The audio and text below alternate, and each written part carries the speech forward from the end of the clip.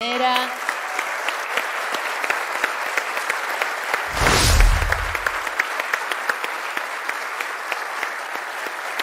político, intelectual, docente. Muchísimas gracias. Los dejo entonces en esta conversación. Pía.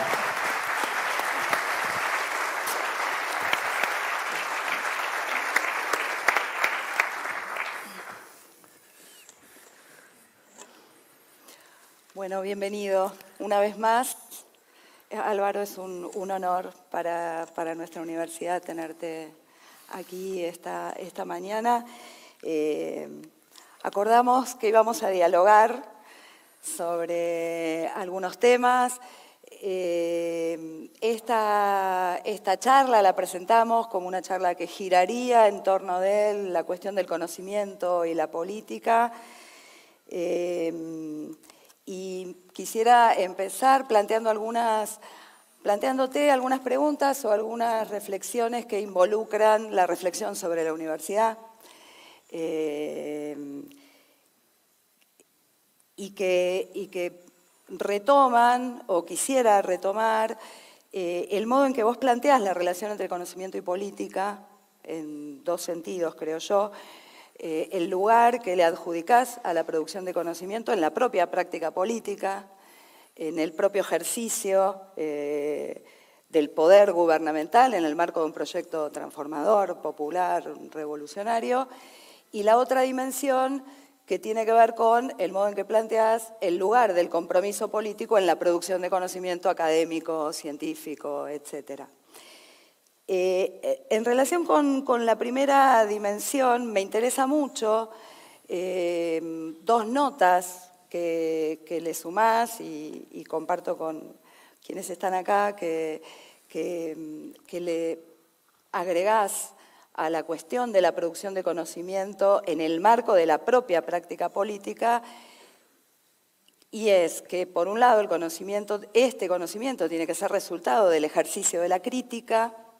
Y el ejercicio de la crítica no es otra cosa que una mirada que se detiene en las propias fragilidades, en las propias debilidades de la construcción política para poder efectivamente empujarlas y continuar un proceso de transformación.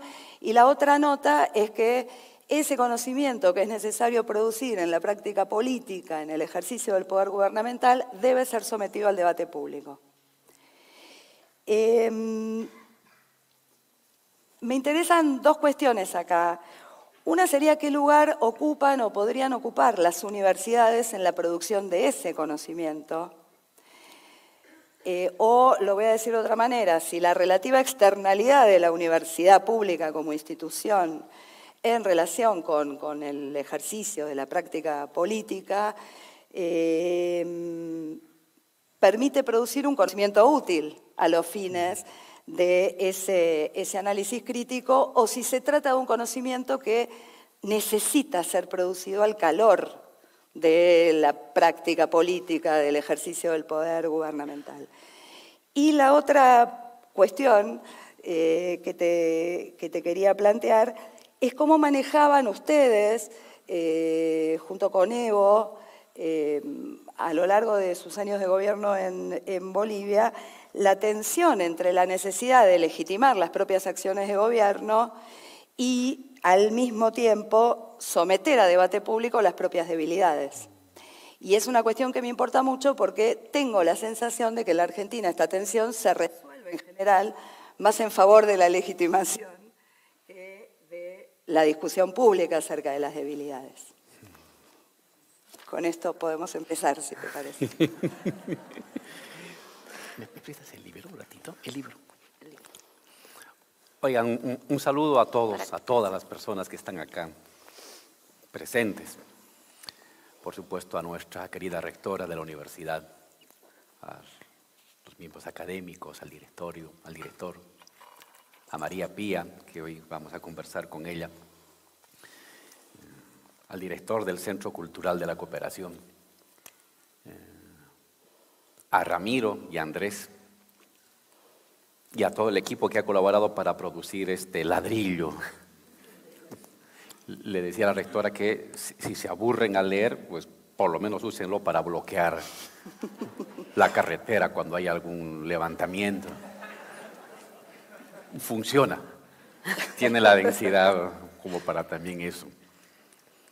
Y quiero decirles que estoy muy contento, estoy muy feliz de ver esta obra. Estoy muy emocionado. Y agradecidos al Centro Cultural y a la Universidad Nacional General Sarmiento porque se hayan animado a apoyar esta locura. Cuando Andrés y Ramiro se comunicaron conmigo para decirme, oye, te proponemos hacer este libro, dije, están locos, ¿no? ¿Cómo van a revisar las conferencias que uno las ha dado a lo largo de estos 14 años?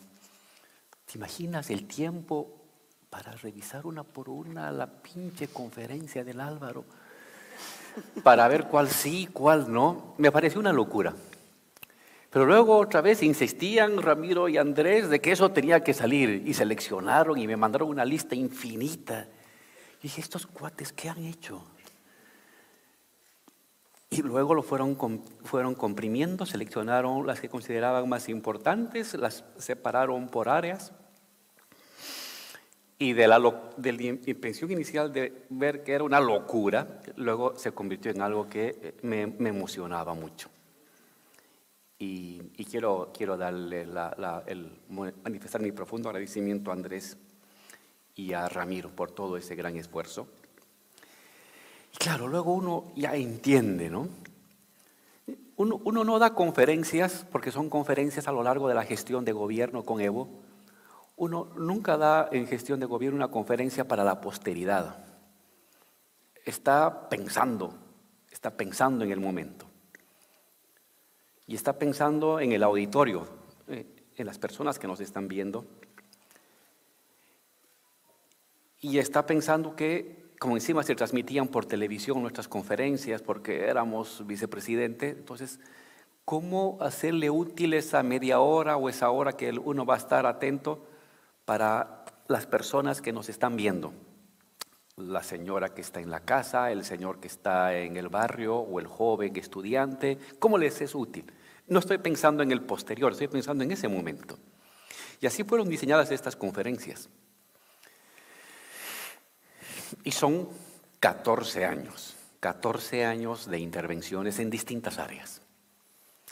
14 años en las que en mi país ha cambiado su historia, en la que los campesinos y los indígenas, siempre despreciados, siempre considerados como personas que solamente producen alimentos y barren las casas de la gente rica, ahora se volvían presidentes, cancilleres, diputados, ministros, en la que los humildes de los sindicatos ahora tenían poder, en la que para ser oído ya no tenías que ni hablar inglés, ni tener el apoyo de la embajada norteamericana, sino hablar aymara, hablar quechua, tener pollera, tener el color de la piel oscura. Eso pasó en mi patria. Y entonces estas conferencias lo que hacen es hacer como una especie de video, de colección de videos, de un álbum fotográfico de intervenciones en lo que está pasando en mi patria. Y no solamente van a encontrar reflexiones bien específicas de Bolivia sobre tal o cual medida, sino, y ahí voy acercándome a la pregunta que me hacía la rectora, utilizando el bagaje reflexivo, crítico, de la filosofía, de la economía, de las ciencias sociales, para entender y para intervenir.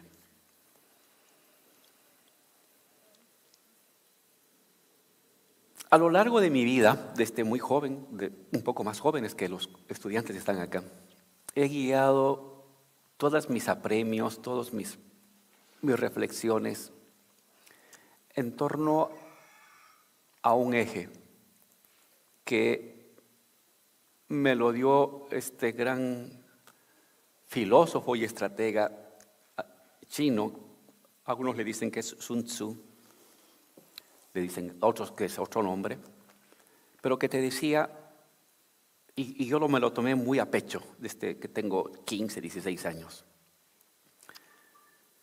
Conoce a tu enemigo, conócete a ti mismo y ganarás 1000 batallas.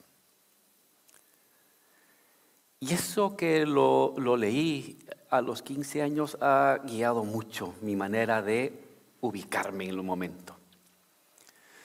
Si soy un revolucionario que quiero transformar mi país, quiero transformar el mundo, tengo que conocer en qué mundo estoy. Y conocer el mundo donde estás es ver su fragilidad, sus debilidades, sus fuerzas, sus potencialidades. Si no conoces el mundo en el que estás, ¿cómo vas a poder cambiarlo? ¿Cómo hacer de que tu esfuerzo por cambiar el mundo no sea simplemente voluntarismo que se choca contra la pared? Inútil. ¿Cómo hacer de tu esfuerzo, de tu vida? Y quizás en ese tu esfuerzo entregues la vida, capaz te maten, te torturen, capaz fracases o no tengas tiempo para ver tu resultado. Pero ¿cómo hacer que ese esfuerzo incida en cambiar el mundo? Conoce el mundo, conócelo. Conócelo de la mejor manera posible, sin mentirte. Encuentra la fisura, encuentra el lugar inamovible, encuentra el lugar sólido, encuentra el lugar frágil de este mundo. Y luego, conócete a ti mismo. ¿De qué eres capaz? ¿Qué puedes? ¿Cuáles son tus capacidades, tus límites? Y entonces, si tienes ya los dos componentes de esa fórmula poderosa, conoce a tu adversario, conócete a ti mismo, podrás ganar las 1000 batallas que dice Sun Tzu. Y esa es la forma en la que he intentado, cuando llego al gobierno, en mi vida he hecho muchas cosas. He sido estudiante, me he metido a la guerrilla, me han agarrado preso, me han torturado, he estado en la cárcel, he salido, me he vuelto profesor, me he vuelto comentarista de televisión, me he vuelto tertuliano de un programa de comentario político, me he vuelto vicepresidente y ahora otra vez regreso al principio. Y a lo largo de ese tiempo siempre he intentado utilizar las herramientas del conocimiento social, la filosofía, la sociología, la antropología, la historia, la economía. ¿Para qué? ¿Para citarlo y decir, oye, mira, he leído tantos libros? No. Mi manera de acercarme al conocimiento ha sido para triturarlo. Un acercamiento instrumental. ¿En qué me sirve este autor para entender lo que veo? Por muy abstracto que sea. Y cuantos más autores los leas, para triturarlos, amalgamarlos, para entender la realidad. Porque quiero cambiarla. No me acerco al autor para legitimar lo que existe, porque mi objetivo no es que las cosas se queden como están, sino para transformarla. Entonces, uno tiene que ser implacable con sus lecturas. Uno tiene que ser acucioso, sistemático, para usar esa lectura a que te ayude a encontrar la fisura donde luego tú quieres colocar una cuña para abrir y que se cambien las cosas. Entonces yo creo que un transformador social, porque puede ser que uno no se proponga esa idea. Oye, no, mi idea es que las cosas estén como estén. Pues está bien. Igual, acércate con las herramientas más posibles para colocarle pegamento donde se está rompiendo lo que hay. Pero si tú quieres cambiar las cosas, usa todas las herramientas del conocimiento mundial, universal, lo tuyo, lo cercano, lo de afuera, para entender el mundo y transformarlo. Y eso es lo que hemos hecho a lo largo de estos 15 años. por aquí van a pasar sucesos, decisiones gubernamentales, autores, abstracciones, pero no son juegos, son herramientas. Son herramientas. Y mi función en el gobierno nunca la he entendido para legitimar algo. ¿Cómo voy a legitimar algo si está mal? Si veo a mi compañero que lo discriminan porque no habla bien el castellano. Si veo a la mamá de mi alumna que no la dejan entrar a un local porque usa pollera. Si veo a un compañero de una fábrica que no le pagan lo justo, aunque él se sacrifica y trabaja 8 y 10 y 12 horas y sigue viviendo en un cuartito de madera, ¿cómo voy a justificar eso? ¿Cómo voy a legitimar eso? Tengo que transformarlo. Y entonces, para transformarlo, ¿cómo encuentro en esa injusticia, en esa maldad, en ese abuso, en esa dominación, su debilidad, su solidez, su potencialidad? ¿Cómo encuentro al sujeto que puede abrir un hueco, que puede encontrar la fisura y convertir la fisura en una grieta y la grieta en un precipicio y el precipicio en otro mundo? Y para eso está el conocimiento. El conocimiento no está para colocarlo a pie de nota y decir y exhibir lo que has leído mucho. El conocimiento está para volverlo arma de transformación social. Herramienta, martillo, llave crecen para desarmar lo existente y para ajustarle de otra manera a lo existente. Entonces, cuando me tocaba a mí, no sé, utilizar a Hegel o revisar a Gramsci o revisar a Althusser o revisar al profesor Zizek, no era con las ganas de jugar con palabras y coquetear con palabras, sino era con las ganas de usar la palabra como herramienta de cambio social. Y yo creo que si uno se coloca en la posición de transformador, de revolucionario, de comprometido con las injusticias de su época, tiene que tener esta relación instrumental con el conocimiento, que no es manipular la idea para cambiar. Porque si tú manipulas algo sin comprender ese algo y sin entender que ahí puede tener un efecto, de nada te sirve. La clave es saber hallar la herramienta precisa para la fisura precisa. Y para eso conoce lo más que puedas, revisa, investiga, estudia. Un conocimiento crítico tiene que ser más profundo y radical que un conocimiento parcial, porque si no, no vas a encontrar la fisura. Si tu objetivo no es justificar lo que existe, sino transformarlo, entonces tienes que hallar la debilidad. ¿Y cómo encuentro la debilidad de algo? Conociéndola de arriba, de abajo, de izquierda, de derecha, del centro, de abajo, de todas partes. Ahí encuentro, y ahí está mi acercamiento hacia el marxismo. Yo nunca he entendido el marxismo como un conjunto de 5 reglas que te sirven para explicar todo. No, porque Marx escribió cosas hace más de 100 años, 150 años, y no vio muchas cosas que hoy existen. Y siempre la realidad es inédita, siempre hay cosas que no existían antes. Pero lo que te brindó ese señor es una manera de pensar, el buscar las debilidades. Hoy no puedes cambiar el mundo simplemente leyendo a Marx, no lo puedes. Pero Marx te dice, oye, busca esto, ve por aquí, amplía tu criterio por acá, ve la debilidad, ve la fractura, ve la contradicción, encuentra en la contradicción la posibilidad de porvenir. Eso te brinda Marx. Y a ese Marx súmale todo el conocimiento universal, actual, que no lo conocía Marx. Súmale toda la información, todos los autores posibles, todo es útil. ¿Para qué? Para encontrar la fisura de tu realidad.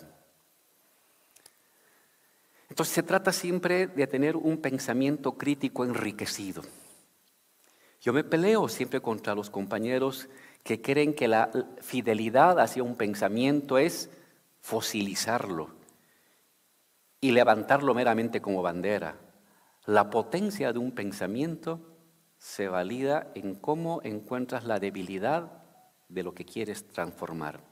Cómo ves tu fuerza, tu debilidad y tus capacidades de lo que tú eres capaz de hacer en un momento para utilizarlo hacia un fin.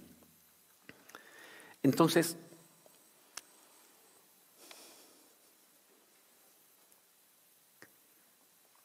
tú planteas muy bien esta paradoja que a veces a uno le sucede cuando está en gobierno.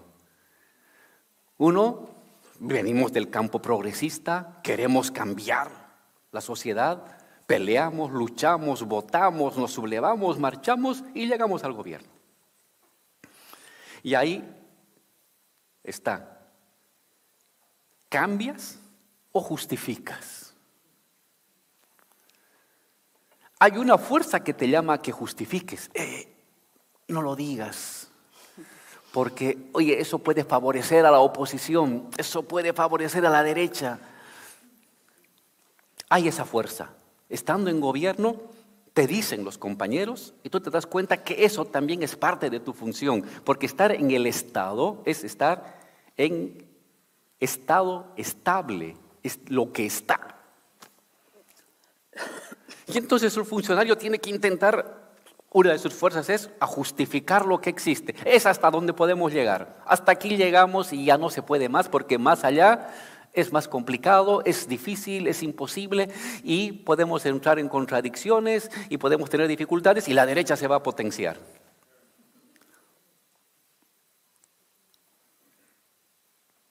Pero pensar de esa manera, que es parte de lo que te empuja cuando eres funcionario público y de decisión elevada, es gradualmente haber perdido la fuente de tu empuje.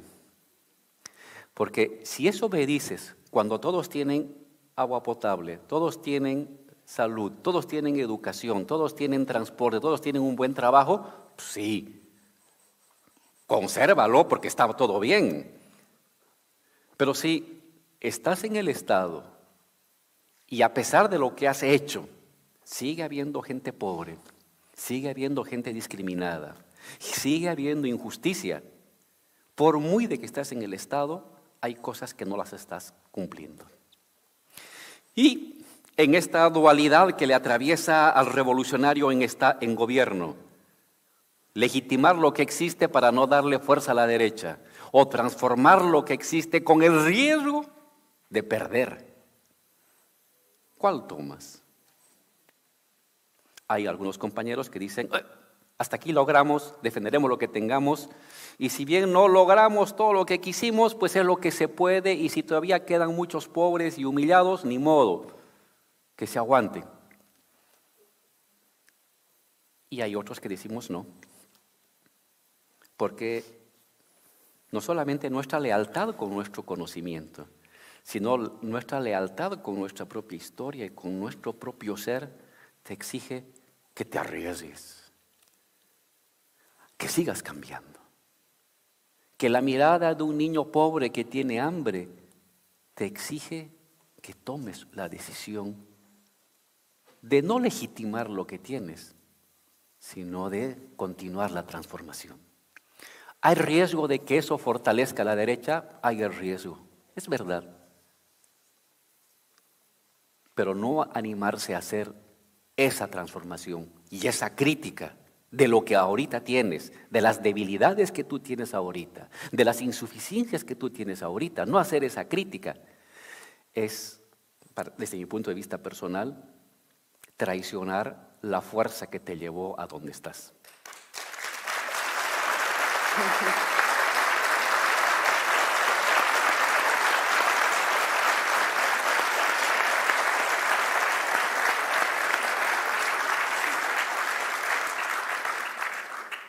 entonces tienes que animarte. Tienes que volver a usar tu pensamiento crítico y a todos tus autores y a todas tus lecturas para decir, oye, esto hicimos y mira, avanzamos 20. Pero esto no pudimos hacer. Aquí transigimos, aquí nos detuvimos, aquí fracasamos, aquí negociamos. ¿Y cómo ahora hago para seguir transformando? Yo apuesto entonces a la pregunta que me hacías, a pesar de los costos que tenga, a que sigas avanzando, ¿no? A que sigas avanzando.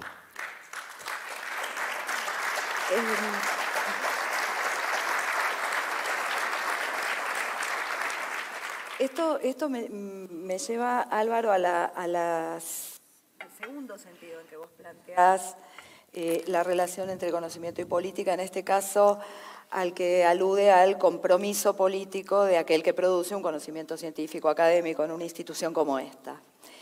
Y tiene que ver con este dilema, en todo caso, que a veces se plantea entre legitimación y crítica. Y es, yo diría, podría resumirse en una pregunta que nos hacemos desde hace demasiado tiempo quizá, que es ¿en qué consiste o cómo debe expresarse el compromiso político, ya no de un investigador, de un científico y su compromiso militante, sino de una institución, de una universidad? Si es que esto puede definirse. Y me interesa algo que vos decís, creo que en la entrevista inicial del libro que estamos publicando, acerca de Laclau, donde decís, me agrada esta última faceta suya en la que entrega su autoría académica, labrada con mucho esfuerzo y grandes resultados a lo largo de los últimos 30 años, y la coloca en el debate intelectual para apoyar, con las distancias académicas correspondientes, la emergencia de procesos progresistas. Y me interesa mucho esa aclaración, con las distancias académicas correspondientes, especialmente cuando de lo que muchas veces hablamos es de la necesidad de producir y promover una especie de intercambio de legitimidades de la autoridad científica a la autoridad política y viceversa. Personalmente he insistido mucho en la necesidad o en la importancia de sostener un cierto distanciamiento desde las universidades, justamente en favor de la eficacia política, del modo en que las universidades intervenimos en los debates públicos o participamos de eso que vos llamás el momento gramsciano o la lucha cultural necesaria para sostener un proceso de transformación. Entonces vuelvo a esta pregunta acerca de cómo pensar el posicionamiento político de una universidad cuya característica más rica, si se quiere, y más bella es su heterogeneidad, su pluralidad en todos los sentidos. Es una cuestión que me preocupa particularmente. En la UNS esto se ha resuelto estatutariamente. En 2017 tuvo lugar acá la reforma del Estatuto de la Universidad y en su artículo primero dice todo lo que hace esta universidad debe contribuir a construir más justicia y más igualdad. Sociedades más justas y más igualitarias. Y esto atraviesa el conocimiento que producimos, los profesionales que formamos y la vida interna de la universidad, que nos hemos esforzado por democratizar cada vez más. Entonces, en esta universidad se aumentó la participación estudiantil en el gobierno, las organizaciones sociales del territorio participan en el gobierno de la universidad, hay paridad de género, tenemos herramientas de democracia directa como el presupuesto participativo y podría seguir mencionando esto. Sin embargo, en la tradición universitaria del sistema universitario argentino, por lo menos desde la apertura democrática para acá, la pregunta por el posicionamiento político de las universidades se viene resolviendo a través de la identificación político-partidaria de las universidades. Y esto que puede ser resultado de una serie de reducciones que no vienen al caso que analicemos aquí, tiene, o sea, a tal punto está instalado que tiene impacto hasta en la organización de la conducción institucional del sistema universitario. Entonces, la pregunta sería, ¿cuáles son las distancias académicas correspondientes? O, para decirlo de otro modo, cómo definir en qué dirección y a través de qué herramientas y de qué identidades el posicionamiento político de una universidad que se quiere popular en el sentido de una universidad que responda y contribuya al mejoramiento de la vida de los sectores populares. Es una pregunta muy compleja, pero decisiva.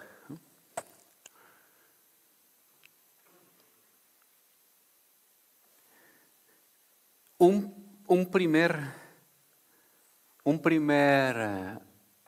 acercamiento de la universidad en su vínculo con la sociedad está en la definición de sus principios, que como tú me explicabas, la universidad acá la tomó. Todo lo que contribuía a la justicia social.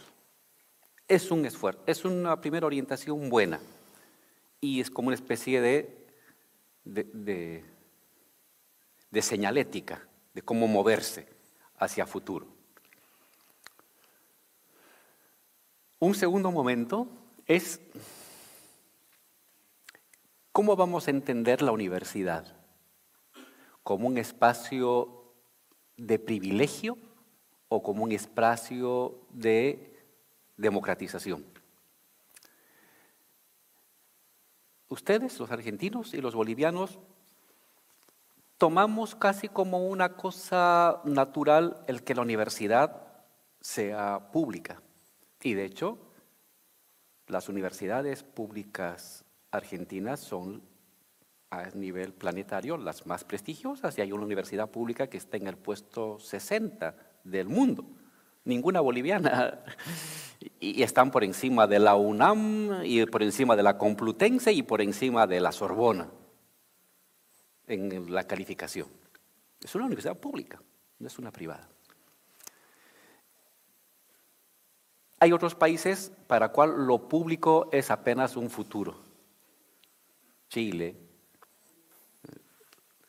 Hay que pagar, hay que tener dinero para ir a la universidad. Aquí no, aquí un hijo de campesino, un hijo de obrero, un hijo de comerciante, un hijo de trabajadora puede puede entrar a la universidad sin ser millonario y sin tener que estar ahorrando miles de pesos o millones de pesos. Eso hay que defender, que la universidad sea un derecho público. ¿No? Que ojo, esto que es natural para nosotros, hay gente que cree que no debería ser natural.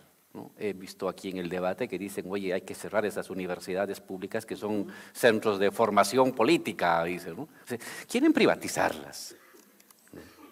Y la amenaza está ahí, no es una locura. Hay gente que tiene apoyo votante entre los jóvenes que dicen, cierren esa universidad pública, es decir, conviértala en centros de privilegio. Y solamente que estudie el que tiene plata. Y el que no tiene plata, que se vaya a trabajar y que tenga un salario básico o peón manual y punto. La defensa de la educación pública gratuita es un segundo elemento orientador de las acciones de una universidad. Y por supuesto su vida dinámica, su vida democrática interna.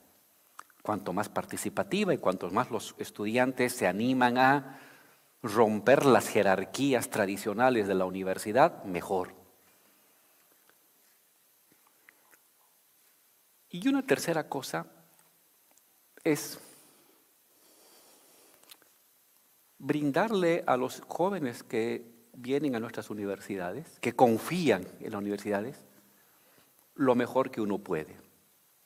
Pero dirán, oye Álvaro, quizás lo mejor que uno puede es darle un buen conocimiento para que ese joven sea un trabajador de la industria del señor Volkswagen.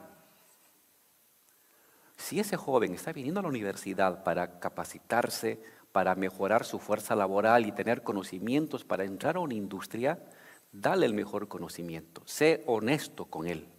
No le des un conocimiento mediocre. No le des un conocimiento a medias. Puede ser tecnológico, digital o social.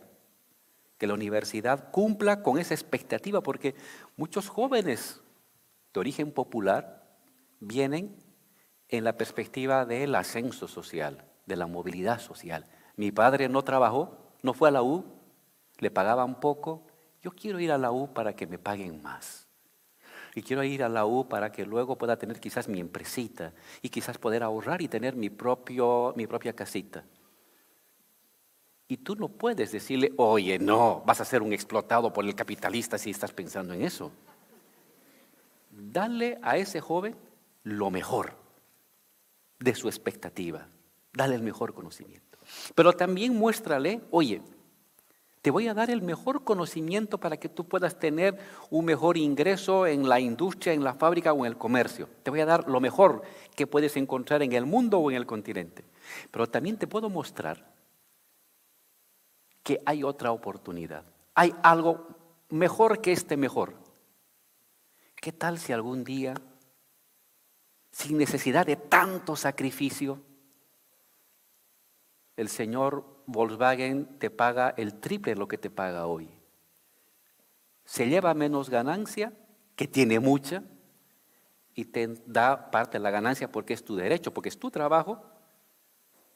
Entonces, te doy la herramienta técnica para que seas un excelente operario de industria, pero también te doy el conocimiento para que pienses que quizás la mejor forma de mejorar sea ser un buen operario y ser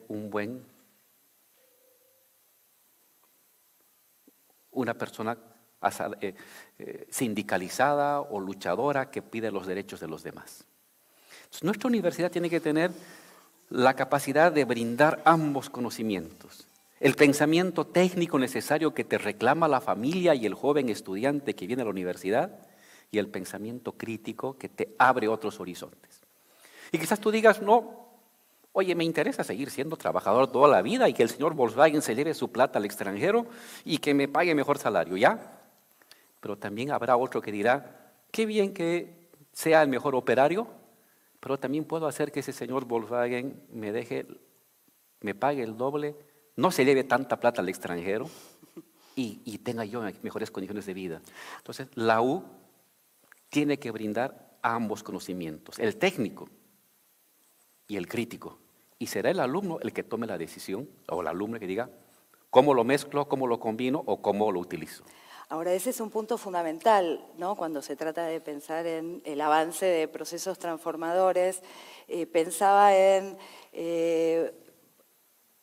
ese análisis que haces vos de algo que empezaban a vislumbrar en Bolivia, que eran, voy a llamarlo, los efectos paradójicos de las políticas de igualdad, ¿no? Cómo se conforma una cultura aspiracional en las clases medias emergentes, de origen indígena, popular, que corren el riesgo de hecho, o de hecho se terminan articulando en torno de valores conservadores o individualistas. Y lo mismo pasa a nivel de la universidad.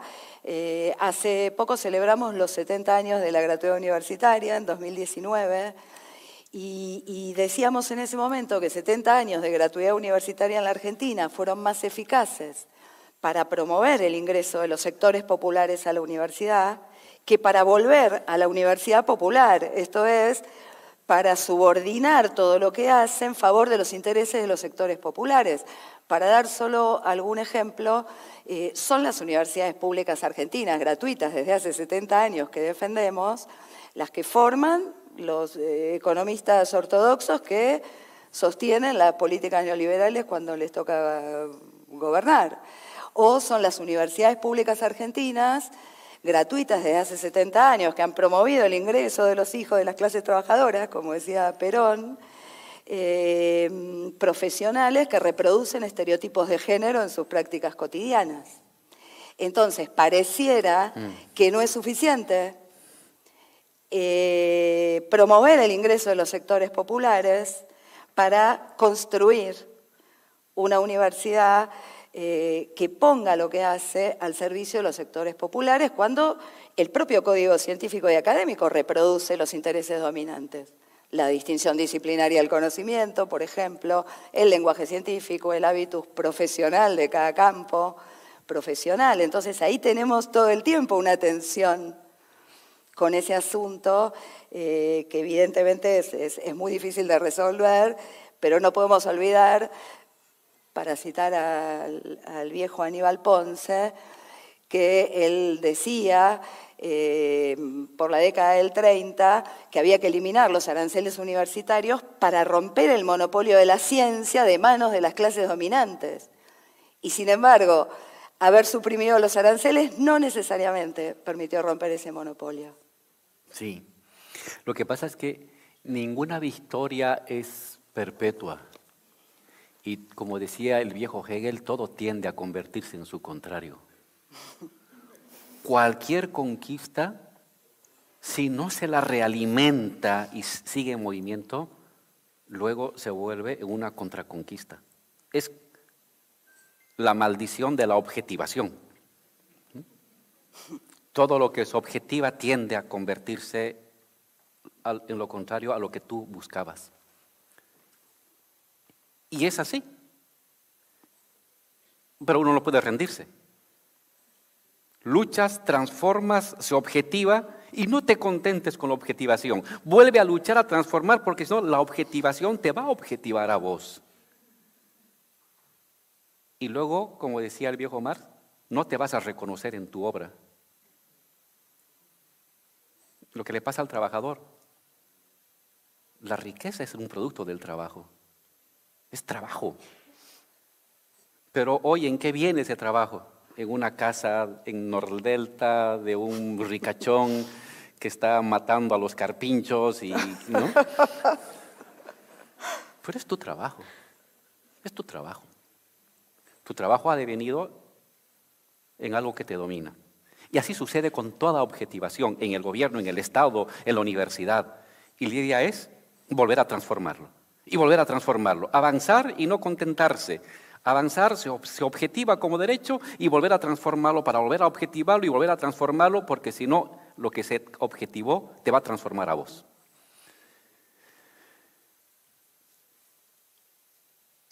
Es cierto que las universidades y los gobiernos progresistas han promovido ascenso social. En Bolivia, la mitad de la población ha salido de la pobreza. Éramos el país más pobre del continente, junto con Haití. 60% de bolivianos pobres. ¿Qué significa ser pobre? Comer una vez al día. Eso es ser pobre. Y resulta que en 10 años ha sacado a la mitad de la población de la pobreza. 30% de los bolivianos ahora pueden comer 2 o 3 veces al día. Uno dice, oye, pero eso es normal. No, hay millones de familias que comían una sola vez al día. No les alcanzaba para 2 comidas. Pues ahora sí. Es un gran logro. Y el continente en los últimos 15 años, el progresismo ha sacado a 70 millones de personas de la pobreza. Pero ¿qué ha sucedido con esos compañeros? Resulta que sí, ya no son tan pobres, tienen necesidades, pero ya no tantas como antes. Y piensan de otra manera. Ahora, ¿quién es el culpable? ¿Ellos o nosotros? Porque uno no puede decir, entonces, si son pobres van a seguir votando por nosotros, que sigan siendo pobres entonces, ¿no? Aquí yo tengo ahí una crítica a ciertas interpretaciones. ¿No será que el responsable somos nosotros, los gobernantes, que no hemos entendido lo que hemos hecho y que le seguimos hablando al pueblo, al sector pobre, que nos oye, que nos apoya, pero que ya no tenemos discurso para entender lo que está pensando este otro nuevo sector, que viene del sector popular, pero que ya no tiene las mismas necesidades que los más pobres? Pero yo les sigo hablando como si siguieran siendo pobres. Pero no, ahora tienen otras expectativas. Claro, cuando eres muy, muy pobre, tu manera de enfrentar la pobreza es la asociatividad, el sindicato, el gremio, la comunidad. La comunidad es una fuerza productiva de la escasez. Pero cuando ya no eres tan pobre, tienes otros vínculos. Usas más el internet, tienes otros contactos, otras aspiraciones. Sigue siendo lo popular, pero eres un popular ascendente.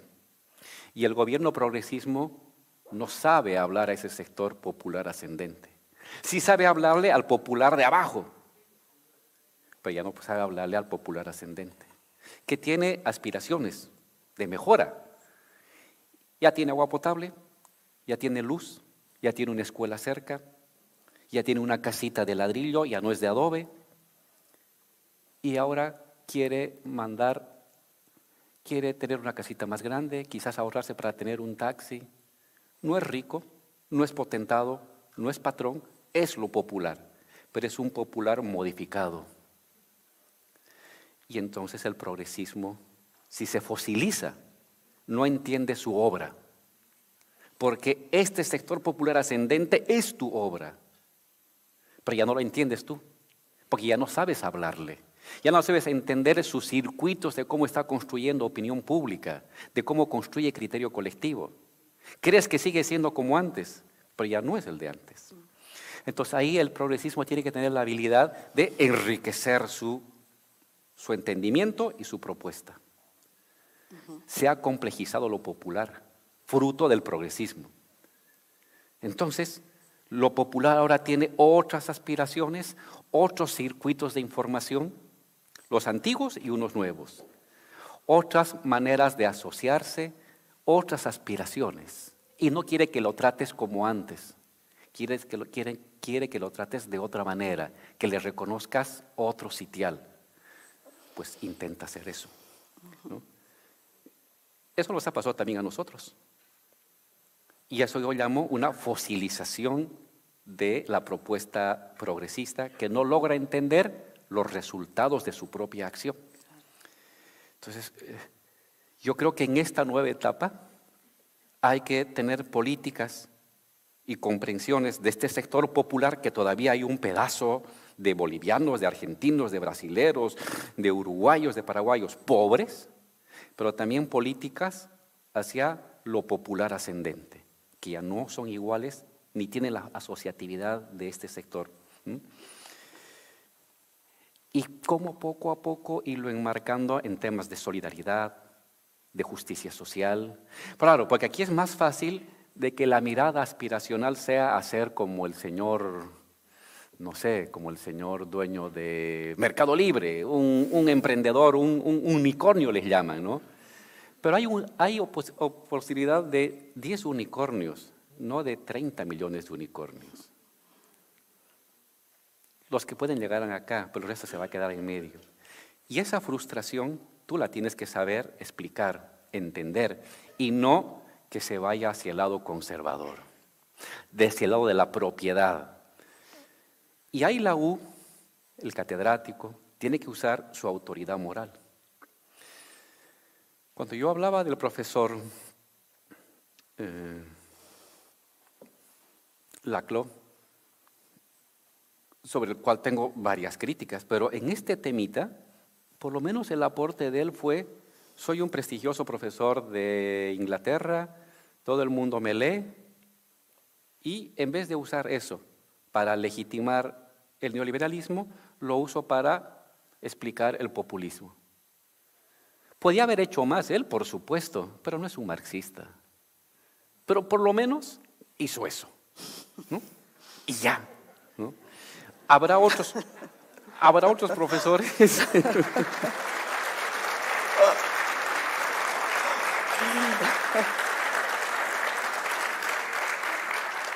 y habrá otros profesores, y un profesor siempre tiene una autoridad simbólica. Un profesor es visto por sus alumnos y por los papás de los alumnos como el Herr Profesor. Tiene autoridad. Y si te llaman a la tele, sí, soy licenciada, maestría y doctorado. La gente dice, esa persona debe saber. Uno puede usar esa su autoridad, ese su prestigio, para legitimar. ¿Quién dijo? La doctora en Ciencias Sociales de la Sorbona dijo que eso está bien. O puede usar su autoridad para decir, la doctora con doctorado de Ciencias Sociales en la Sorbona dijo que eso está muy mal. Todo profesor porta una autoridad simbólica y uno tiene que saberla administrar. ¿Cómo la vamos a utilizar? ¿Cómo la vamos a emplear? ¿Para legitimar lo existente o para ayudar a fisurar lo existente? Y lo que yo pienso que una profesora o un profesor tiene que saber consagrar su autoridad, reproducir su autoridad y direccionar su autoridad hacia posiciones críticas. Si eres una doctora o un doctor, usa lo mejor que lo que te han enseñado a tus alumnos. Dale todas las herramientas, no seas mezquina. Y a la vez usa tu herramienta para difundir hacia otros, tus alumnos y los que no son tus alumnos, un punto de vista crítico. Sal a la palestra, sal a los medios, sal a una conferencia, escribe. Porque la política es también una lucha por las creencias, por el monopolio de las creencias legítimas, por el monopolio de las esperanzas colectivas. ¿Y quiénes son los profesionales de las ideas? Pues los profesores, los licenciados, los académicos, los catedráticos. Son profesionales de la construcción discursiva, si eres de ciencias sociales. Pues entonces utilice ese su poder para intervenir en la desmonopolización de ciertas ideas, libre mercado, unicornio, globalización, emprendedurismo y esas falacias. Desmóntalas, muéstralas como ilusiones y utiliza tu fuerza moral y tu autoridad simbólica para intentar posesionar otras ideas fuerza en tu clase, en lo que escribes, en los temas que investigas, en tus exposiciones, en tu presencia en la tele, en tu entrevista en la radio. Sal a pelear. Yo estuve en la cárcel. Era un terrorista. Un nadie. Un tipo que estuvo en la cárcel por guerrillero, por terrorista, no existe. ¿Y cómo ha llegado a la vicepresidencia? ¿Cómo un terrorista llega a la vicepresidencia? ¿Cómo? ¿No?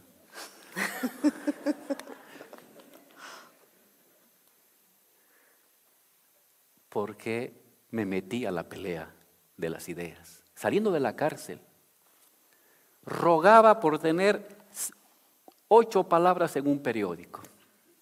Escribía, modificaba mi texto, lo hacía más bonito, más literario, más para que pudiera ser publicado. Cuando tuve oportunidad, conseguí un espacio de radio, en una radio fabril, gratuita. Cuando tuve oportunidad y mostré, este tipo es interesante, me conseguí otro panelista para entrar a la universidad, a la tele. ¿Y con qué? Leía las tesis de los alumnos. Pocos profesores leen todas las tesis, yo me las leía y las comentaba. Les gustaba a los alumnos. De ahí me contrataron para entrar a la tele, etc.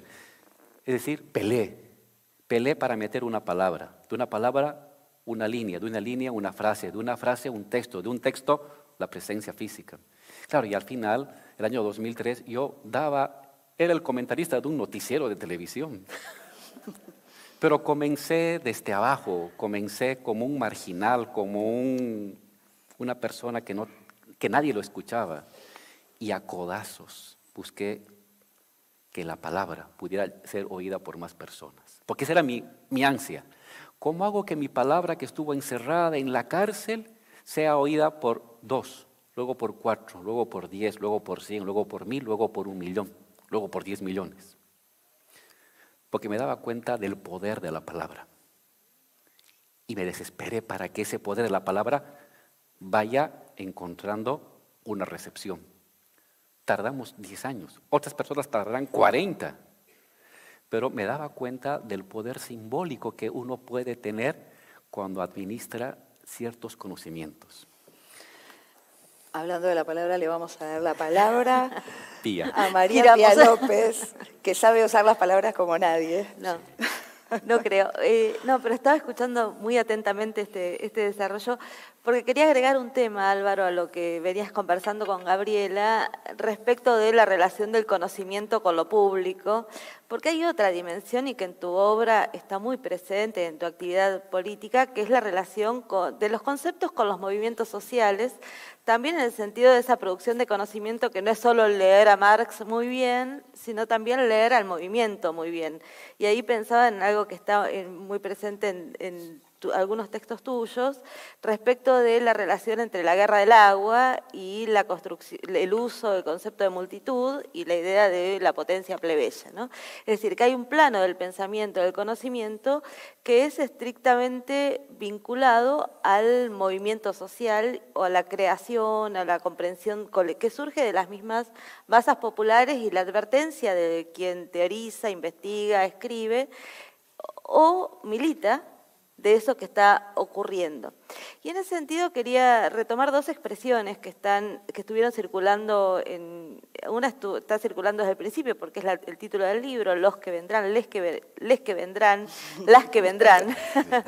¿No? Esa oscilación en Argentina, vos sabés que ya no podemos decir los que vendrán, porque nos producen una incomodidad muy, muy grande y tiene que ver también con el modo en que nosotros estamos viendo el despliegue de los sujetos políticos, los movimientos sociales, el activismo en este país, fundamentalmente a partir del modo en que se desarrollaron las resistencias al último gobierno neoliberal, donde los feminismos, del 2015 a 2019, donde los feminismos populares tuvimos una relevancia muy fuerte en poder coser, construir, ocupar las calles, movilizarnos allí y también de poner algunos temas en discusión respecto de qué es el trabajo reproductivo, la relación entre trabajo y creación de valor, digamos, todas cuestiones que de ciertos modos no estaban tan presentes en las comprensiones de las izquierdas, aparecieron en primer plano.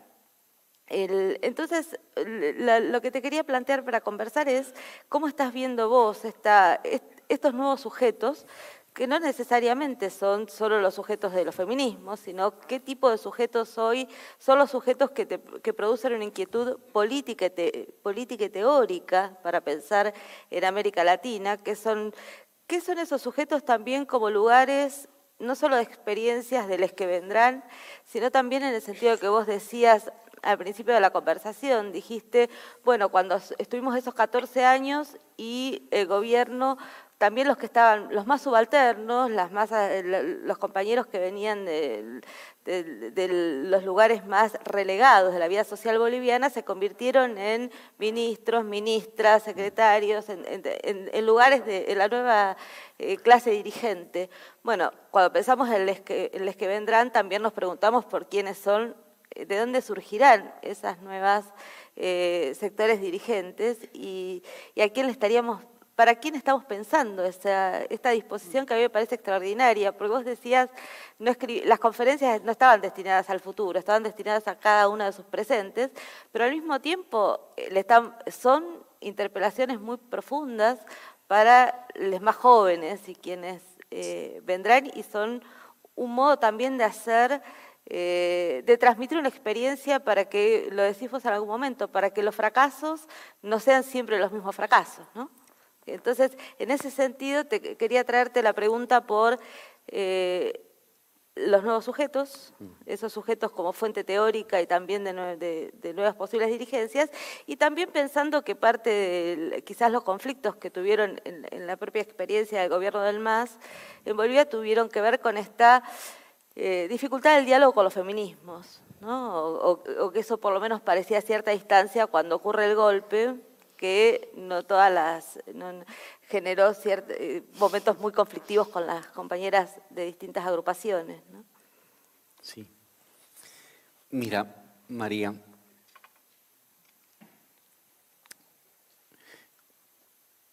con la reflexión que haces en torno a los sujetos sociales, es un excelente ejemplo para mostrar el poderío del pensamiento crítico, y en particular, desde mi punto de vista, del marxismo.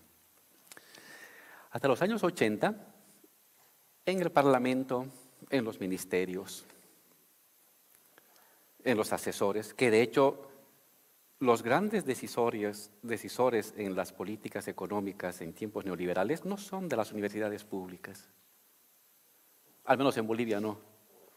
Eran los pinches que hacen la transcripción, venían de Harvard, venían de Lovaina, ¿no?, con sus títulos, y reían en inglés, y se vestían de vaqueros para ir a la embajada. El neoliberalismo nunca ha valorado la universidad pública, ¿no? Evidentemente podrá haber algún ministro que viene de la U pública porque son más antiguos, pero todos sus grandes asesores de los neoliberales, los que hacen los papers reales, son de las universidades extranjeras y tienen una mirada colonial y hasta racista frente al estudiante que viene de universidad pública. Es más bien el progresismo en el caso de Bolivia. Yo decía, habían los Chicago Boys en los tiempos neoliberales y han sido sustituidos por los Chuquiago Boys. Chuquiago es la ciudad de La Paz en Aymara, ¿no? Chuquiago. Entonces, de los Chicago Boys a los Chuquiago Boys. Y es verdad, el modelo económico que hemos construido es hecho por profesionales de las U públicas o por dirigentes sindicales, ¿no? Creo que esa es una diferencia importante en términos de valorar los conocimientos de la U pública, del neoliberalismo, como de lo que estamos haciendo ahora. Y entonces decía, en esos tiempos de Escuela de Chicago, el discurso se movía en torno a globalización, libre mercado, emprendedurismo,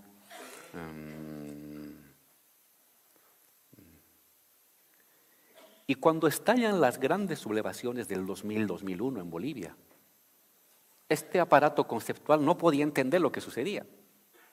Por eso la esposa del señor Piñera, cuando ve la sublevación de Chile, dice, son unos extraterrestres. Porque no hay manera, en su aparato cognitivo, no hay manera de explicar el despertar social, ¿no? ¿Quién te podía explicar lo que estaba sucediendo? Era el pensamiento crítico, era el marxismo.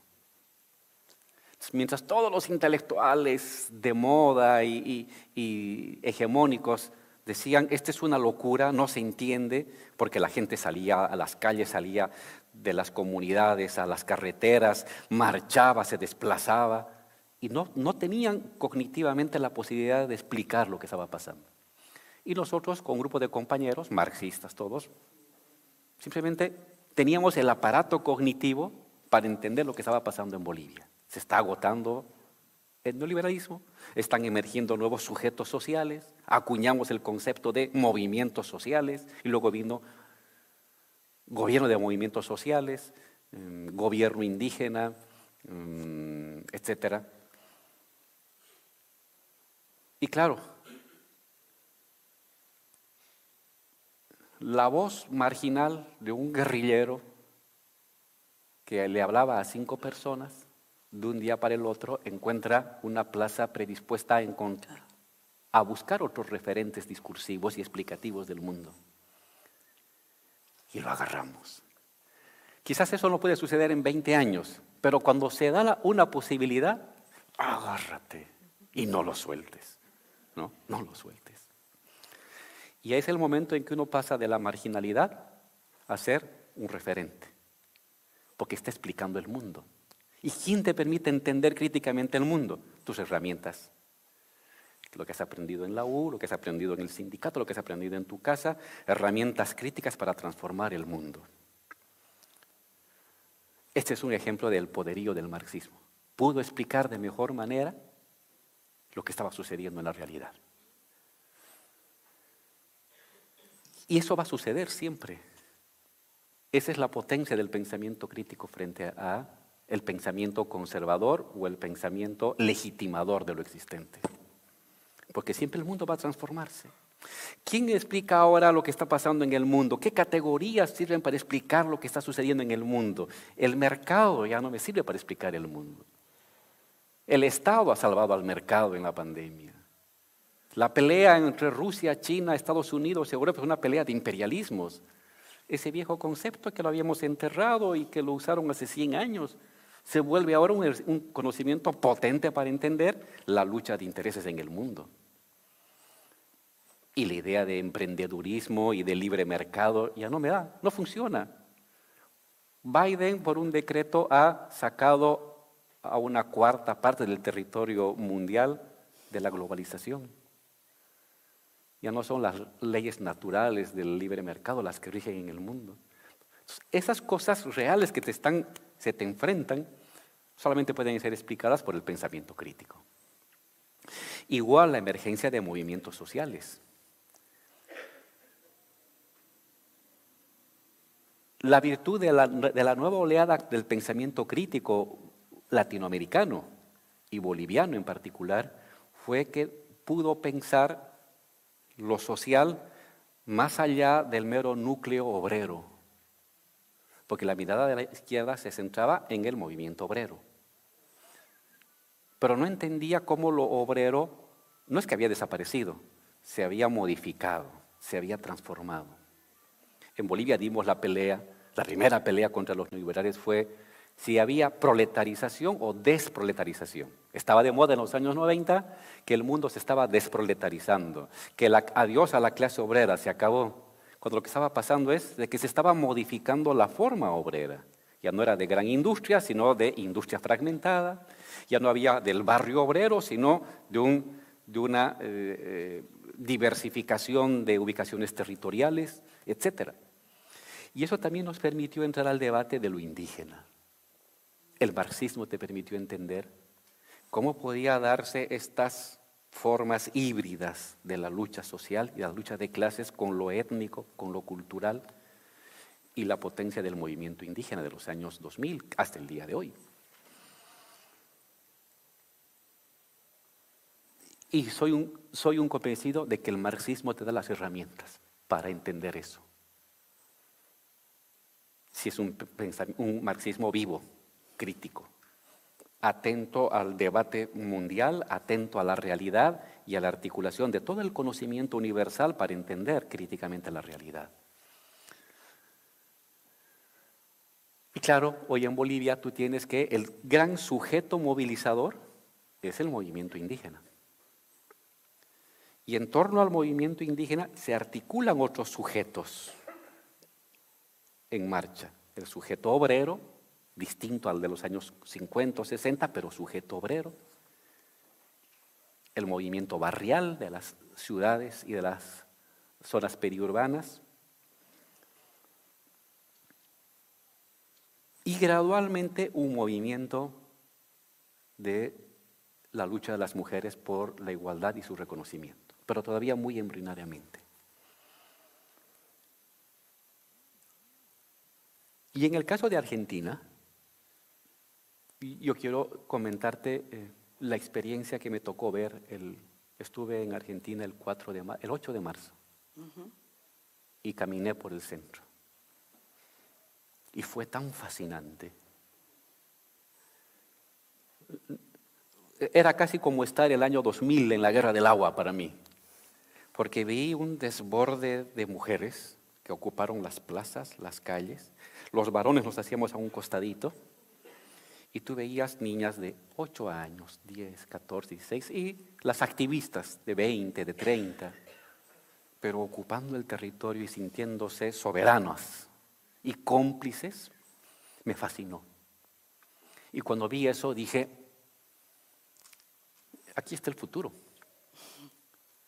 No tenemos por qué decir, oye, se nos acabó la energía para las grandes transformaciones. En ese desborde de mujeres ocupando plazas y sintiéndose reconocidas, fuertes, protegidas entre ellas. Aquí está una de las grandes fuerzas de la transformación del continente, del mundo y de Argentina en las siguientes décadas. Y un pensamiento crítico tiene que tener la capacidad de sorprenderse y de valorar lo nuevo. Porque otra opción hubiera sido, pero no son proletarias, entonces no las tomo en cuenta.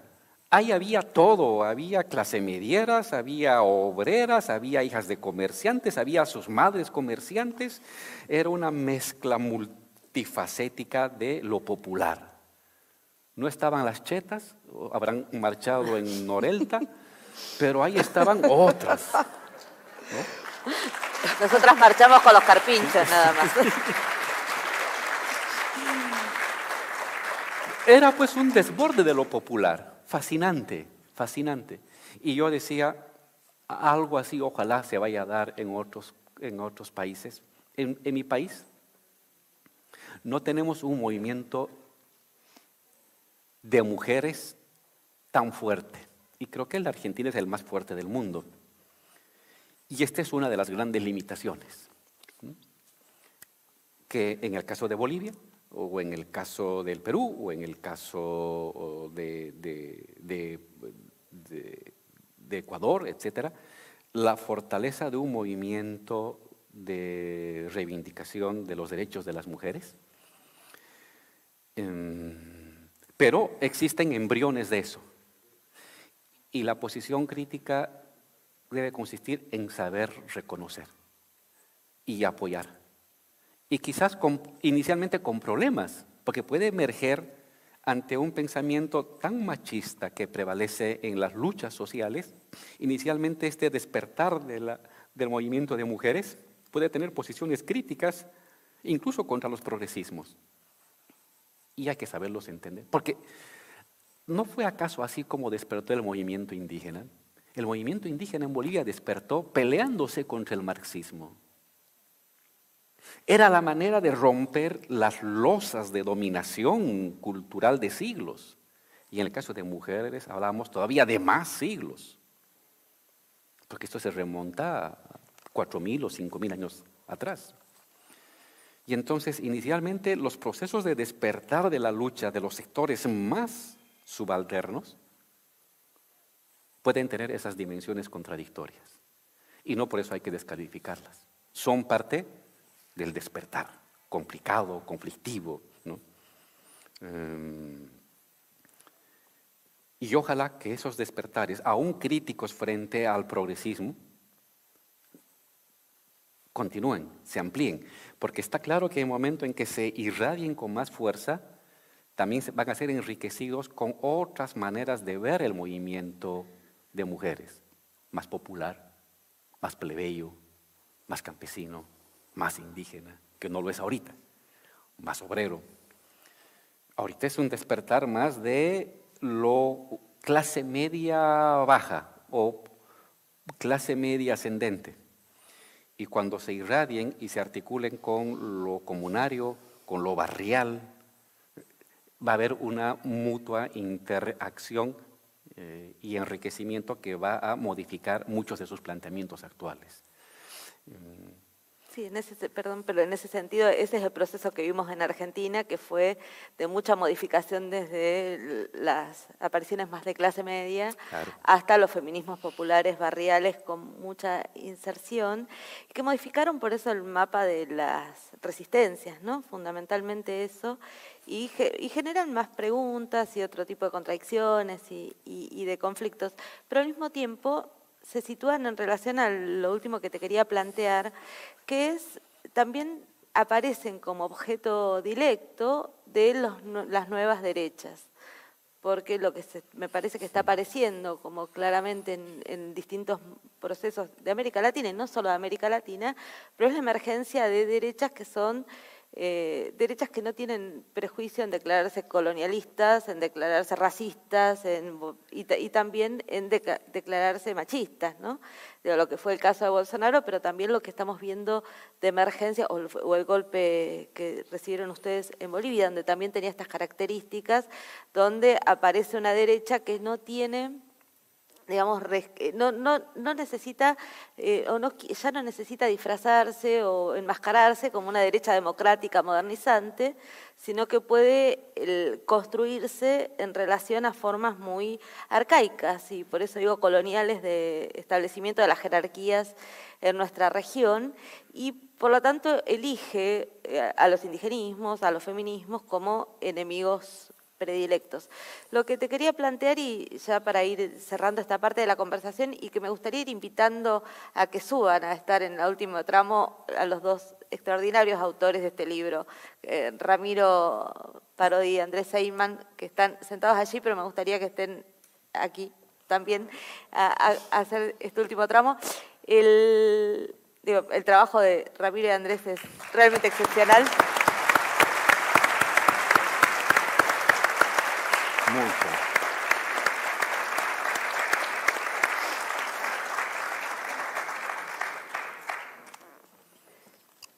Mucho Andrés, mucho Ramiro. Grande Ramiro, grande Andrés. Qué bueno que estén acá. No, porque parte de todos estos temas son temas que están en el libro, en las conferencias de Álvaro, en las entrevistas que fue dando, pero también muchos de estos temas están muy desarrollados en la entrevista que le hacen y que está en el inicio del libro Ramiro y Andrés, que es una entrevista que no sé cuántas horas duró, pero creo que como 6 horas, más o menos, y que recorren todas estas cuestiones, pero sobre esta última cuestión quería pedirle a Álvaro que diga algo aquí en esta situación, que es cómo pensamos estas derechas o la ofensiva de las derechas en América Latina, también tomando lo que dijiste al principio, ¿no? Conocer es también el modo en que, conocer al enemigo es también el modo en que nos preparamos y tenemos más herramientas para dar esa disputa política, ¿no? Quería pedirte que hagas una caracterización, una reflexión sobre estas derechas en un contexto donde nuestros gobiernos populares no son los de la primera década del siglo XXI, con la fuerza que había tenido ese entramado, sino que aparecen más balbuceantes en algún sentido, con más contradicciones a la vista, etcétera. Sí, María, yo considero que cualquier proceso de transformación social inevitablemente va a generar un contraproceso de restauración. La lucha por la igualdad en Bolivia, que sacó a la mitad de la población de la pobreza y que creó una más amplia clase media o consumo medio, inevitablemente generó una reacción. En el caso de Bolivia, ¿qué vimos? Lo popular, lo plebeyo, lo indígena que accede a puestos de poder, a oportunidades, a universidad, a consumo, y una clase media que tenía ese privilegio anteriormente monopolizado, que se ve igualada. Y al verse igualada, devaluada, ¿no? Porque toda igualación es una devaluación en los hechos. Porque por el mismo puesto antes habían 2, ahora hay 10. Y encima los que vienen de abajo con más oportunidades, porque ahora se valora tu idioma, tu origen social, tu apoyo de una comunidad, de un barrio, de un sindicato agrario, y ya no si hablas inglés o has estudiado en Europa, son otros los valores. Y entonces este sector, en vez de mezclarse, hibridarse, lo que hace es encostrarse.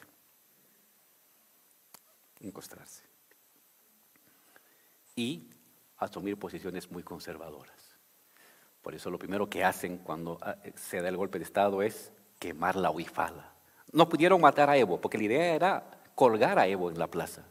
Era el indio insurrecto, el indio atrevido que se haya convertido en presidente cuando debería estar barriendo las calles. Y ahora era un presidente. Entonces, no lo pueden agarrar, no lo pueden matar, no lo pueden desollar. Entonces, ¿qué hacen? Queman la huifala. Bailan encima de la huifala. La pisan. ¿No? Están vomitando el odio. Y luego los ministros dicen, no, yo no soy masista, ¿no ves mis ojos azules? ¿No ves mi piel blanca? Yo no soy del MAS, yo no soy indio. El indio como estigma, ¿no? Del cual separarte. Y viene toda esta reacción racializada contra esta emergencia plebeya, popular e indígena. Mi lección es, toda lucha por la igualdad genera una reacción contra la igualdad, lo que los filósofos llaman una pasión triste, ¿no? Esta pasión por la desigualdad. Y el progresismo tiene que saber que así va a suceder. Y una opción es decir, bueno, como hay eso, mejor ya no igualo y retrocedo, o igualo y tengo políticas específicas de disolución de este encostramiento conservador. Y lo mismo está pasando con el tema de los derechos de las mujeres. Hoy tú ves una familia tradicional patriarcal en crisis. Antes era clásico. El varón conseguía un trabajo, proveía, la mujer estaba en casa, cocinaba, cuidaba a los hijos, se hacía cargo del entorno familiar, una división del trabajo ideal, la familia Ingalls, ¿no? Y resulta que la mujer ha ido buscando igualdad en el trabajo, en la educación, en los estudios. Y esta familia de poderes jerárquicos, varón proveedor que manda, que decide, que impone, que compra sus favores sexuales, mujer pasiva, proveedora, cuidadora, amorosa. Esa familia ideal se ha roto y la mujer está construyendo otro tipo de familia, buscando igualar poderes y mantener la soberanía sobre su cuerpo. Entonces, eso le está quitando al varón un poder que creía que era natural. ¿No? Y entonces se produce crisis. Y algunos varones, a tientas, intentamos entender y ubicarnos en el nuevo mundo y nos sumamos a la lucha con nuestras contradicciones de varón. Y otros se atrincheran y se encostran. Y lo hacen muchas veces apoyado también por mujeres. ¿No? Este resurgimiento de un catolicismo racializado y digamos, moralista en el mundo y en América Latina es una señal de una familia y de un poder patriarcal en crisis.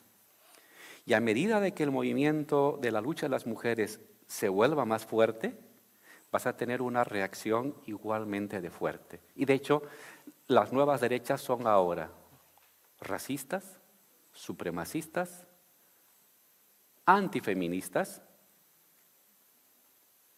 y profundamente jerárquicas en el ámbito del trabajo, porque son la respuesta a tres: avances de derechos laborales, avances de derechos de las mujeres, avance de los derechos de los pueblos indígenas. A esos tres grandes avances de los últimos 40 años, la derecha responde con autoritarismo y esta nueva manera de querer organizar el mundo. Es una derecha profundamente antiindígena. En el norte, nada de migrantes. En el sur, indios y negros a sus casas y nosotros tomamos el poder y el mando de las cosas. Profundamente antifeminista, mujeres quédense calladas, nada de derechos, nada de aborto, familia tradicional y poder patriarcal en la casa y en la cama. Y en el trabajo, nada de sindicatos, nada de organización sindical, obedezcan y si no obedecen se van, libertad de contratación, libertad de empleo, precariedad laboral. Y lo grave es de que esta derecha que tiene esos tres pilares, cuatro en verdad: antiigualitaria, antiindígena, antiderechos de las mujeres y antiderechos de los trabajadores, ya no está en la situación de los años 2000, 2006, cuando estaba golpeada. Había perdido su fuerza moral. Hoy no. Hoy se ha envalentonado, se ha reagrupado, pero para reagruparse tiene que encostrarse más. Y por eso es más violenta, ¿no? Y lo hablábamos con Ramiro y con Andrés cuando veníamos en el auto, incluso con tal fuerza que también está buscando modificar lo que es decible y lo que no es decible en el lenguaje político.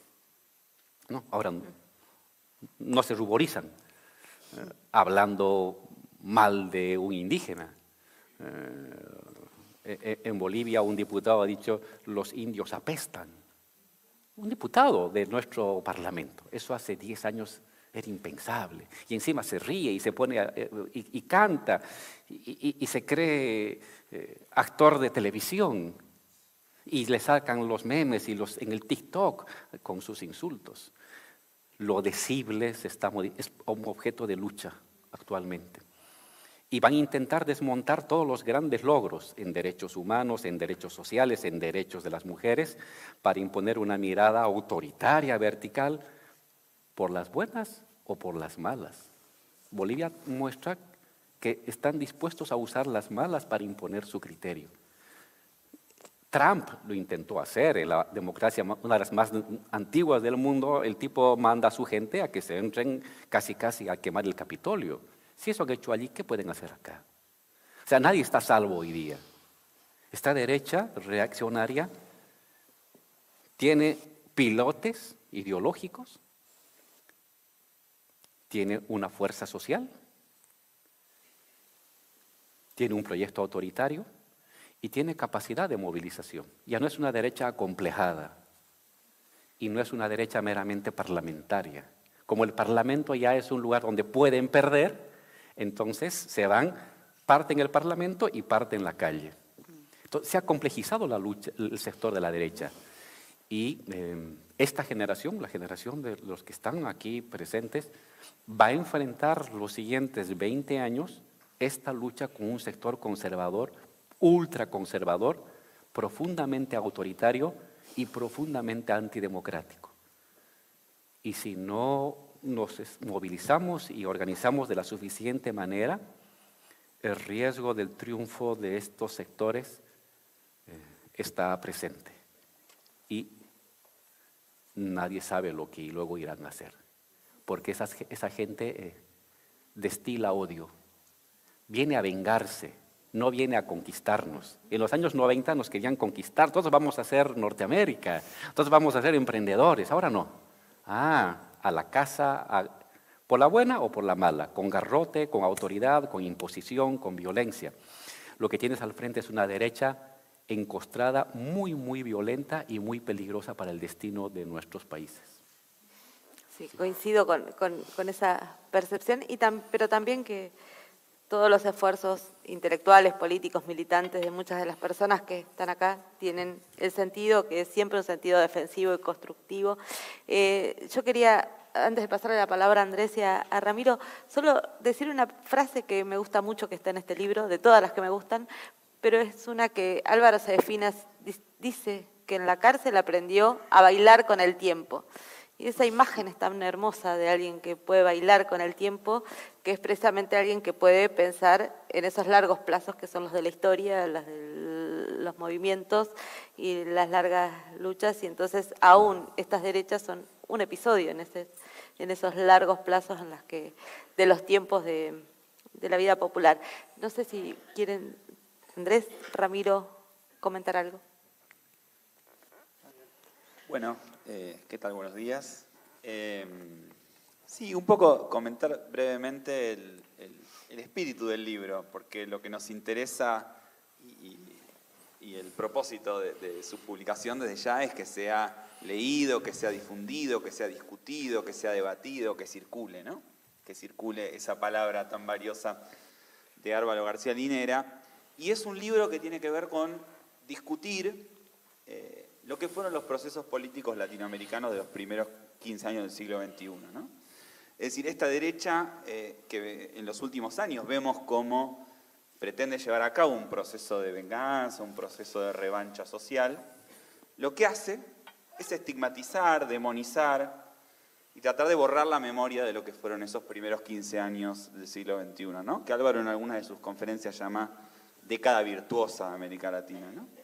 Entonces este libro un poco viene a poner en discusión, ¿no?, este proceso de venganza, este proceso de revancha, y a reponer desde una mirada crítica también, como es la de Álvaro García Linera, lo que fueron esos procesos políticos de los primeros 15 años del siglo XXI, a reponer esa memoria, ¿no? Con espíritu crítico, viendo cuáles fueron sus avances, cuáles fueron los obstáculos que tuvieron que enfrentar, ¿no? Es decir, viendo también cuáles fueron las limitaciones, los lugares donde faltó potencia, ¿no? Sin tener una mirada, dice Álvaro permanentemente, sin tener una mirada concesiva. Nadie quiere idealizar nada, sino reponer una memoria que es necesaria para la acumulación histórica de los sectores populares, de las mujeres, de los pueblos indígenas, de los campesinos, de los obreros, de las obreras, ¿no? Acá hay compañeros de sindicatos, de agrupaciones estudiantiles, de movimientos barriales. Bueno, el libro es para todos ustedes y especialmente para la juventud, ¿no? Para los que vendrán, para las que vendrán, para los que vendrán, que son los luchadores y las luchadoras del futuro, ¿no? De esa sociedad por la cual Álvaro, como tantos otros compañeros y compañeras, dirigentes políticos, han dado la vida para transformar, ¿no? Así que el libro, con el poder de la palabra, con ese valor de la palabra tan insurgente, ¿no? Recordaba ahí Juan Carlos Junio a la figura de Horacio González, veíamos su nombre cuando pasábamos por la biblioteca, algo tan emocionante, ¿no? Como eso, y bueno, la figura de Horacio González es también ese valor de la palabra, ¿no? Que cuando pasábamos por ahí lo recordábamos, y este libro, con las conferencias, los artículos, las entrevistas de Álvaro García Linera, quiere poner en valor esa potencia de la palabra para recuperar la memoria de estos gobiernos de los primeros 15 años del siglo XXI, pero que son la expresión de luchas populares, ¿no? Así que bueno, la invitación es a que lo lean, a que lo discutan, a que lo debatan, que sea un material de controversia, ¿no? Y bueno, y agradecer profundamente al Centro Cultural de la Cooperación, a la Universidad Nacional de General Sarmiento y ante todas las cosas a Álvaro García Linera, que la verdad que desinteresadamente, con una colaboración fantástica, se puso a disposición, nos dijo del primer día que se ponía a disposición como una tarea militante para que este libro pudiera ser una realidad. Así que una emoción enorme estar aquí el día de hoy, una emoción enorme estar aquí con Álvaro, con María Pía y con el conjunto de quienes han asistido el día de hoy. Así que bueno, muchísimas gracias y Ramiro. ¿Se escucha? Sí. Bueno, también recojo los agradecimientos, no los repito para no hacerlo muy extensivo, simplemente mencionar que en el libro, que a su vez es una bella excusa para juntarnos nuevamente, para dialogar, para debatir, para conversar, para relanzar la palabra de Álvaro García Linera, que ha circulado de distintas formas y en distintos dispositivos, ¿no? Por su esfuerzo constante y su buena predisposición. Y mencionar que quizás en la lectura uno puede apreciar palabras como armas, batallas, combate, guerra, derrotas, victorias. Un conjunto quizás de palabras que probablemente allí radique una de las cuestiones que nos atraen tanto del pensamiento de Álvaro García Linera, que es, como dijo María Pía en una de sus intervenciones, un pensamiento que está empapado de movimientos políticos y sociales, empapado de coyuntura, podríamos decirlo. Entonces, no es lo que piensa un hombre, ¿no? Simplemente es la traducción de unos procesos históricos muy concretos, plagados de contradicciones y de posibilidades de pensar. Decía que todas esas palabras, entonces, son un conjunto para evitar las encerronas, si se quiere, de la lengua del derecho, de la ideología jurídico-moral y de todas esas conversaciones a las que nos quieren llevar para no hablar de lo que realmente nos importa y nos interesa. Este libro reactualiza esas palabras, las trae a la coyuntura actual y nos dice, tenemos otra posibilidad de pensar, tenemos otra posibilidad de plantar nuestras banderas y de decir lo que pensamos y lo que queremos hacer y cómo transformar esta nuestra América. Así que Álvaro, agradecido de todo corazón por esta posibilidad de seguir pensando, de seguir militando, de seguir enseñando, nosotros que somos docentes, por supuesto, de todo corazón, a Álvaro, María Pía, Gabriela, Juan Carlos, y a todos los que participaron de esto, y sobre todo a Andrés, mi amigo y incansable trabajador del pensamiento crítico.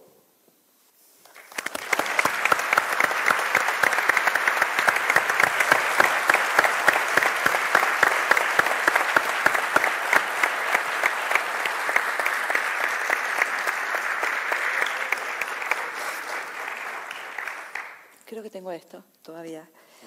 Bueno, ya estamos cerrando, Álvaro. Hace un tiempo un rector de esta universidad, Eduardo Rinesi, definió esta universidad como una universidad plebeya. Y entre otros indicadores de plebeyismo es que no tenemos títulos honorarios ni doctores honoris causa.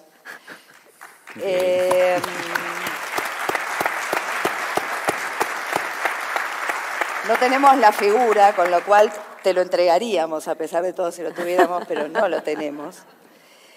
Sin embargo, nos gusta, queremos, nos importa reconocer, agradecer a quienes nos visitan, nos ayudan a pensar y a seguir avanzando en un compromiso político que esta universidad tiene, que hace del pensamiento sus armas.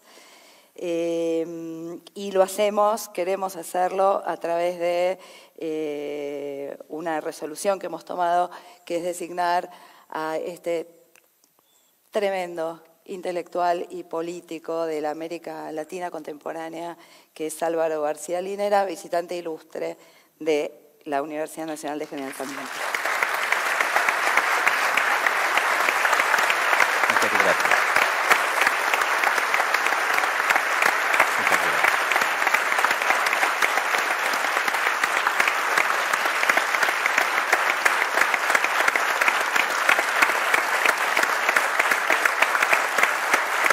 Vamos a pararnos.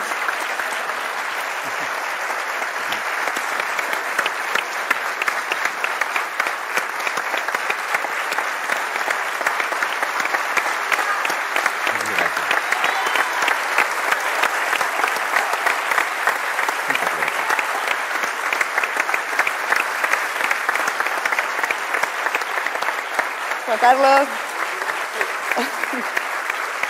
Bueno, y el cierre es todo tuyo.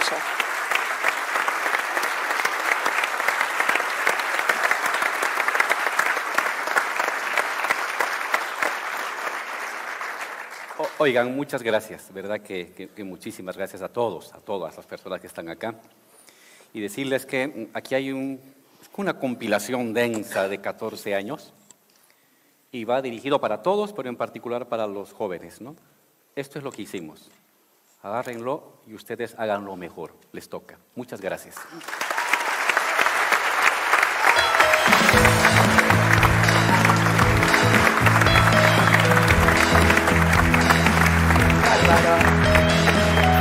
Gracias, hermoso. Muchas gracias. A ustedes.